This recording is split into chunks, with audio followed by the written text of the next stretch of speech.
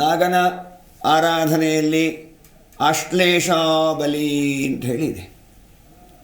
ಆಶ್ಲೇಷ ಬಲಿ ಅಂತ ಹೇಳಿದರೆ ಯಾವ ರೀತಿಯಾಗಿ ನಾವು ಅದನ್ನು ಆರಾಧನೆ ಮಾಡಬೇಕು ಅಂತ ಕೇಳಿದರೆ, ನಾಗನ ಪರಿವಾರಗಳೆಲ್ಲ ಇದೆ.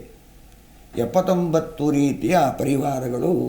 ಅವರಿಗೆಲ್ಲ ಒಂದು ಮಂಡಲದ ರಚನೆ ಮಾಡಿ ನಾಗನ ಮಂಡಲವನ್ನು ಹಾಕಿ ಅಲ್ಲಿ ಆವಾಹನೆ ಮಾಡಿ ನಾಗಾಯ ನಮಃ, ನಾಗಪುತ್ರಾಯ ನಮಃ, ನಾಗಪೌತ್ರಾಯ ನಮಃ, ಪ್ರಪೌತ್ರಾಯ ನಮಃ, ನಾಗಪುತ್ರಿ, ನಾಗಪ್ರಪೌತ್ರಿ, ನಾಗಕನ್ಯಕ ಎಲ್ಲರನ್ನು ನಾವು ಆವಾಹನೆ ಮಾಡಿ ಪೂಜೆ ಮಾಡಿ ಅನುಷ್ಠಾನವನ್ನು ಮಾಡಿ ಅಲ್ಲಿ ಬಲಿದಾನವನ್ನು ಮಾಡೋದು.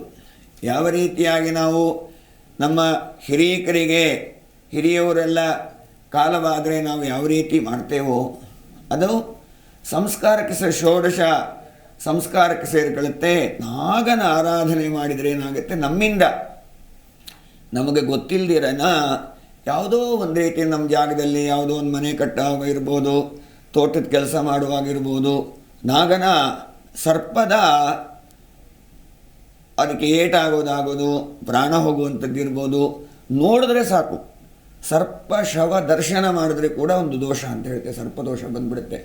ನೋಡಿದ್ರೆ ಅದಕ್ಕೆ ಆದಂತಹ ಸಂಸ್ಕಾರಗಳನ್ನು ಮಾಡಿ ಅದನ್ನು ಮಾಡಿದರೆ ಮಾತ್ರ ಆ ದೋಷ ಪರಿಹಾರ ಆಗುತ್ತೆ. ಅದಕ್ಕೋಸ್ಕರ ಆಶ್ಲೇಷ ಬಲಿಯಲ್ಲಿ ಆ ನಾಗನ ಗುರುಜಿಯವರ ವೀಕ್ಷಕರೊಬ್ಬರು ಕಾಲ್ ಮಾಡಿದ್ದಾರೆ, ಕರೆ ಸ್ವೀಕರಿಸೋಣ. ಹಲೋ, ನಮಸ್ತೆ. ಹಾಂ ನಮಸ್ತೆ ಸರ್, ನಿಮ್ಮ ಹೆಸರೇನು? ಸದಾಶಿವ ಅಂತೇಳಿ ಮೇಡಮ್ ಅವರೇ. ಹೌದಾ ಸರ್, ಎಲ್ಲಿಂದ ಕಾಲ್ ಮಾಡ್ತಿದ್ದೀರಾ? ನಾಗಮಂಗಲ.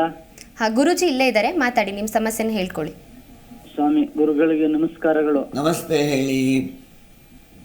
ನೋಡಿ ಸ್ವಾಮಿ, ನಮ್ದು ಹೇಗಿದೆ ಸದಾಶಿವ ಅನ್ನೋರ್ದು. ನಾವು ಇವತ್ತು ನಾಗನಿಗೆ ಸಂಬಂಧಪಟ್ಟ ವಿಚಾರದ ಬಗ್ಗೆ ಮಾತಾಡ್ತಾ ಇದ್ದೀವಿ. ನಾಗನಿಗೆ ಸಂಬಂಧಪಟ್ಟದ್ದೇನಾದರೂ ಇದ್ದರೆ ಹೇಳಿ. ನಿಮ್ಮ ವೈಯಕ್ತಿಕ ಏನೇ ಇದ್ರೂ ವೈಯಕ್ತಿಕ ವಿಚಾರಗಳಿದ್ದರೆ ನಿಮಗೆ ಈ ಟಿ ವಿನಲ್ಲಿ ಫೋನ್ ನಂಬರ್ ಕಾಣಿಸ್ತಾ ಇದೆ, ಅದಕ್ಕೆ ಫೋನ್ ಮಾಡಿ. ನಮೂಕಾಂಬಿಕಾ ಸನ್ನಿಧಿ ಅಂತ ನೀವು ಗೂಗಲ್ ಮ್ಯಾಪಲ್ಲಿ ಹಾಕಿದ್ರೆ ನಮ್ಮ ಸನ್ನಿಧಾನಕ್ಕೆ ಬರ್ತೀರಾ. ಅಲ್ಲಿ ನಿಧಾನವಾಗಿ ವಿಸ್ತಾರವಾಗಿ ನಿಮ್ಮ ವಿಚಾರಗಳನ್ನು ನೋಡಿ ಹೇಳ್ಬೋದು.